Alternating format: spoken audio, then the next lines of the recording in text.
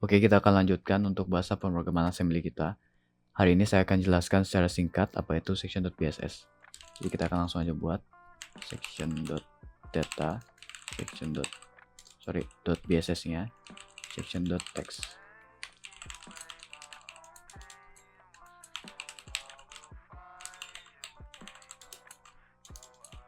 Oke, jadi untuk section.data dan section.text, lalu global underscore start dan ini ya entry point-nya. Ini udah saya jelaskan di video sebelumnya. Jadi mungkin bagi kalian yang belum terlalu paham apa itu section.data, section.text, lalu entry point, label atau entry point, kalian bisa tonton dulu video sebelumnya gitu. Oke, jadi sekarang kita akan buat kita akan mengambil input dari user, lalu kita akan cetak input dari usernya gitu. Nah, jadi sekarang mungkin akan saya buat di sini pesan awal. Halo, siapa nama Anda, kali gitu ya. 0xa. Selanjutnya kita akan menghitung ukuran dari si buffernya. Kita akan buat line 1 aja. Dikurangkan dengan pesan awal. Jadi sebenarnya bisa kalian hitung secara manual. Jadi bisa 1, 2, 3, 4, 5 dan seterusnya ya. Jangan lupa untuk hitung si white space dan juga line fit atau new line. Oke, selanjutnya kita akan melakukan system call atau kernel call untuk system write ya. 1 move RTI 1. Kalau kalian yang lupa, system call untuk system write ini adalah kita diharuskan untuk memasukkan value 1 atau nilai 1 ke dalam register RAX. Lalu nanti dia akan diikuti dengan register-register lain yang dinamakan argumentasi ya. Jadi ini argumentasinya gitu. Oke. Di sini ya DI untuk file descriptor 1 adalah untuk std out adalah kodenya 1 ya. Dan untuk std in kita nanti akan gunakan 0. Jadi nanti akan kita pakai juga di program ini. Of RSI alamat buffernya adalah pesan awal. Move RDX ukuran buffernya len 1. Jangan lupa juga untuk melakukan system call untuk system exit ya. 60 RDI 0 ya. Oke, jadi sekarang bisa kita jalanin dulu. Oke, dia akan ngeprint hello, siapa nama Anda. Nah, sekarang kita akan mengambil input dari user ya.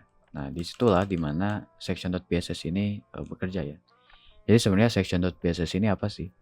Jadi section.bss ini adalah section dimana kita bisa mendeklarasikan suatu data yang tidak terinisialisasi. Jadi mungkin simpelnya kita hanya menyediakan suatu ruang gitu. Jadi nanti kita akan melakukan alokasi memori, tapi kita tidak akan melakukan inisialisasi atau menginisialisasi si alokasi memori tadi dengan suatu nilai gitu. Oke, jadi di sini akan kita mulai dengan yang kita sebut dengan simbol atau mungkin label ya, atau alamat di memorinya. Nah, kita akan buat mungkin input user. Nah, lalu kita akan diikuti lagi dengan resb. Resb ini adalah reserve byte gitu. Selanjutnya adalah suatu angka. Nah, angka ini maksudnya apa? Jadi ketika kita ketik 20 di sini, artinya kita akan menyediakan slot atau ruang sebesar 20 atau sebanyak 20 bytes untuk si alokasi memori yang tadi gitu. Oke. Selanjutnya kita akan buat atau panggil system call untuk system read. Nah, kalau kalian lupa atau nggak tahu system call untuk system read mengharuskan kita untuk memasukkan nilai 0 ke dalam register RAX.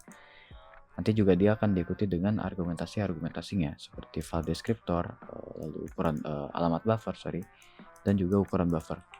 Oke, kita akan buat move RAX 0, move RDI 0. Jadi untuk file descriptor standar in atau std in adalah 0.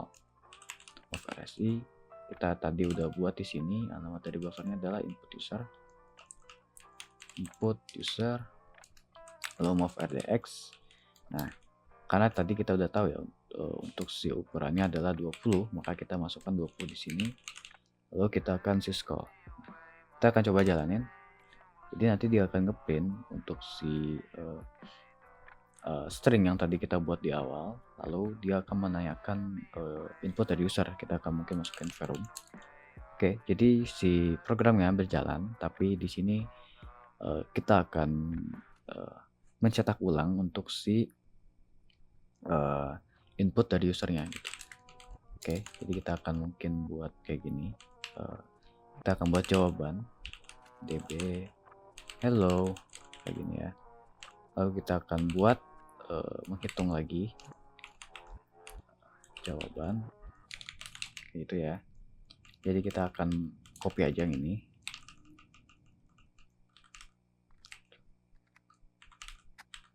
Oke, kita akan ganti ininya menjadi jawaban. Ini adalah line 2. Oke. Jadi kalau kita masukkan nama kita, dia akan ngeprint hello kayak gitu ya. Lalu kita akan mencetak ulang si input dari usernya. Oke, kita akan copy aja yang itu. Kita paste di sini. Sekarang kita tinggal ganti nolnya menjadi 1. Nah, jadi ini untuk system call system write. Lalu ini untuk file descriptor std out ya. Nah, yang lainnya kita biarkan aja sama. Kita akan jalankan varum. Oke, ada yang salah. Apa ya? Kita jalanin lagi dari sini aja, section bss varum. Oke, dia akan mencetak ulang si input dari kita ya. Kita akan coba jalanin lagi section bss. Kita akan masukin Udin kali ya. Dia akan ngeprint hello Udin. Oke, jadi itu adalah fungsionalitas dari section.bss. Jadi section.bss ini banyak digunakan untuk mengambil input dari user, lalu I/O, lalu juga networking, dan masih banyak lagi ya. Nah, jadi segitu aja dulu untuk bahasa pemrograman assembly kita, video bahasa pemrograman assembly kita. Kita sekarang di video ini sudah belajar tentang section.bss, lalu juga bagaimana caranya mengambil input dari user kita.